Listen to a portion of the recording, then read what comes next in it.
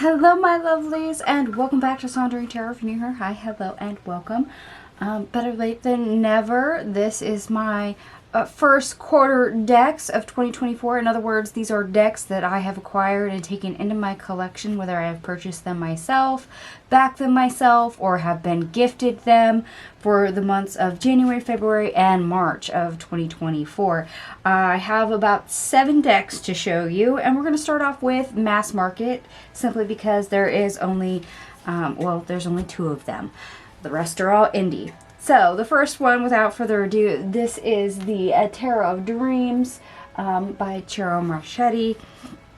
I actually have more than one of his decks, so this was actually kind of a nice addition to the decks of his that I already had. I still have a crush on one of his Muted Palette decks. Maybe I will get that at some point in the future, but this is actually quite nice. I found the Palace of the Element Cups, not cups, but cards very interesting. And there is a couple other additional cards besides those ones, like the Tree of Life card in this particular deck. So, a little different. Very much his artwork.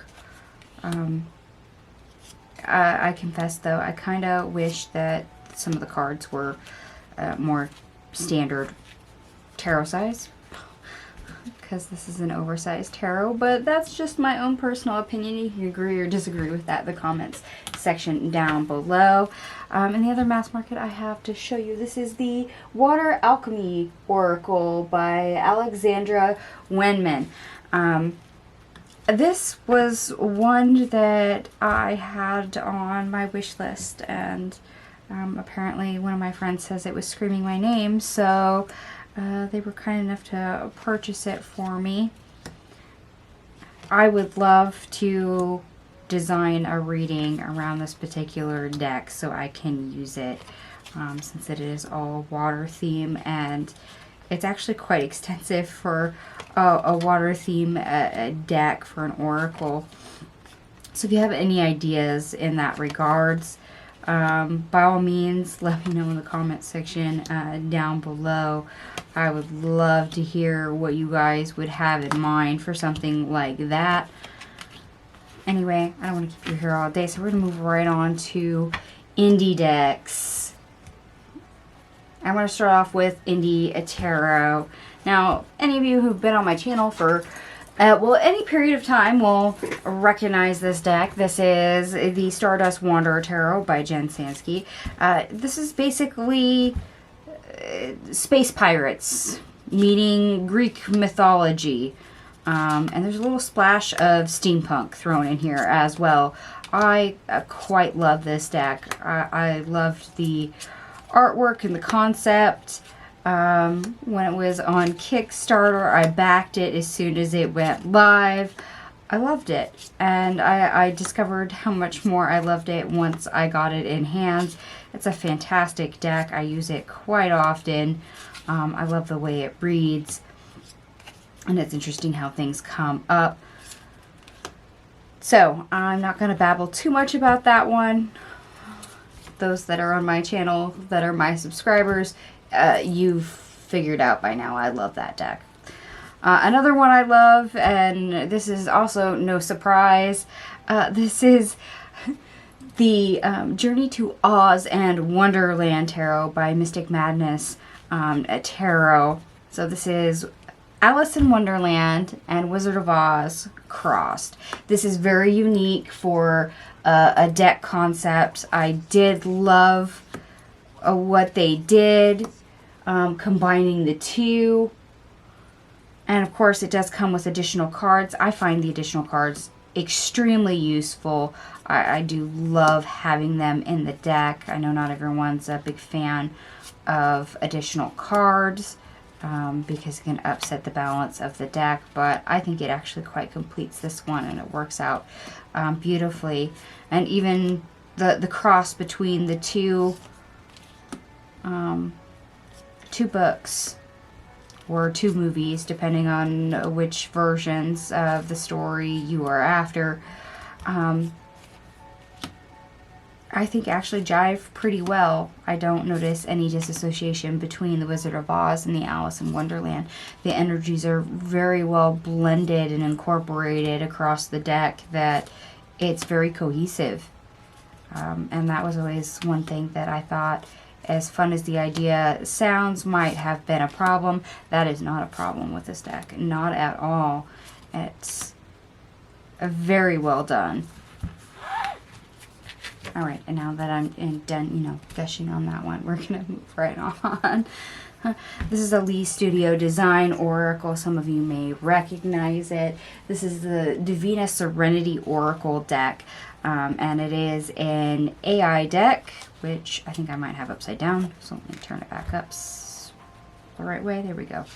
I was fascinated by the artwork of this one, but what I really loved was the keywords. The keywords are fantastic for the selection in this particular deck. And some of the artwork does embody that fairly well. But mostly I love the keywords. The extra keywords that most of you don't see in other decks are in this deck, and it makes it very versatile. And the fact that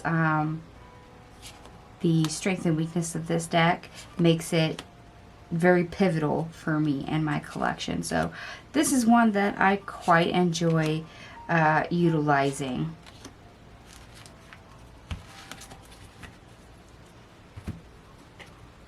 Alright, and another deck that I've gotten for the first 3 months of the year. You may or may not recognize the backings on this one. This is another Kickstarter deck. This is the Familiar Spirit Tarot, or sorry, not Tarot, Familiar Spirit Oracle. This is by Danleo Cenino, if I'm not mistaken. Some of you might recognize this from the Kickstarter campaign. What was unique about this one for an animal theme deck was that all the eyes were intentionally left blank. So instead of dead eyes always staring at you, they were intentionally left white throughout the deck. And I'm not big on having a lot of animal energy or collage decks that mash up different types of animal energy. I think I'd rather have a theme animal deck, but this one I actually kind of liked some of the associations and captions for the particular animals that were chosen, and there's a couple in here that you don't always see. So for that, I was kind of drawn to this, and the first time I read with it, which was the day I got it, it really made a lot of sense. It was not that difficult to read with. So for me and animal energy, that was fantastic. Now I have one last deck I'm going to cover that was new to my collection for the first quarter. And some of you may recognize this because this is Haley's deck. This is from Roots to Blooms Oracle. And it's basically a monochrome deck. I mean, it's red, or not red, but green, white, and black. So it's actually tricolored, but it's kind of reads like an affirmation, but it's an oracle deck.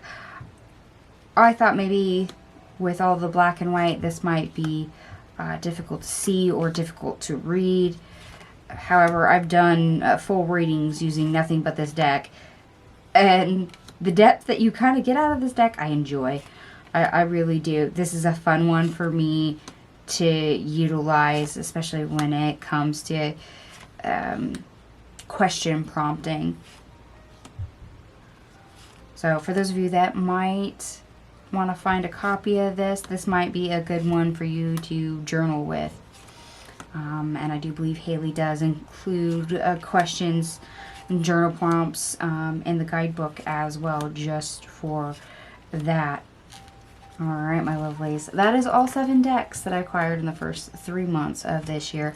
And hopefully I will film the second quarter, which will be April, May, and June, now that we are finally in July.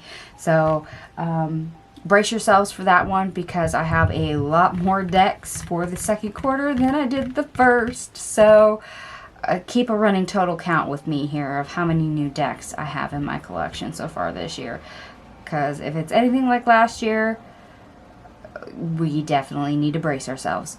Alright, my lovelies, I hope you enjoyed the decks. Love them, hate them, want them. You know, any questions, comments, or if like the Water Alchemy Oracle, if you have an idea for what I can use for a type of reading for that deck, go ahead and list them in the comment section down below. I'd truly appreciate your feedback. Thank you so much for watching, and I will see you guys later. Bye.